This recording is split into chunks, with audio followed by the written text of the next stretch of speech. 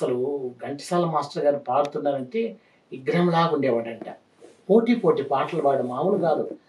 ఒక పిఠాపురం నాగేశ్వర గారు, మాధవ సత్యం గారితో పాడడం అంటే వాళ్ళ మధ్యలో పోటీగా ఉండేది మా అమ్మ. నెగ్గేది, అసలు నెగ్గేది. స్వర్ణలత గారు అంటే అందుకే ఆమెకు పేరు వచ్చింది, బంగార ఆభరణాల స్వర్ణలత. అవును, పేరు కూడా వేరే ఉండేది, ఆ తర్వాత పేరు చేంజ్ అయింది.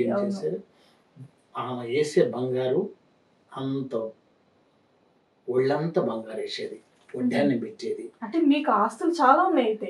ఖరీదైన చీర కట్టేది అప్పట్లో అమ్మ, చాలా ఖరీదైన చీర కట్టేది. అంటే ఎంతవరకు ఉండొచ్చు సార్ మీకు ఆస్తులు?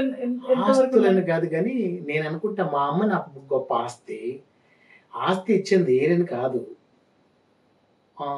మా ఇండ్లు ఒక 100 కోట్లు మా నమ్ముడు పోయింది. మెడ్రాస్లో ఉండే ఇండ్లు, పొలాలు బాగున్నాయి. చనిపోయేంత వరకు ఒక హోదాగా బతికింది. రాయలసీమ పులిబిడ్డ స్వర్ణలత గారు. వాళ్ళ ఇంటి పేరు బాలవెల్లి. అంత హోదాగా బతికింది ఆవిడ చనిపోయేంత వరకు. అయితే మమ్మల్ని కూడా అలా పెంచింది ఆవిడ.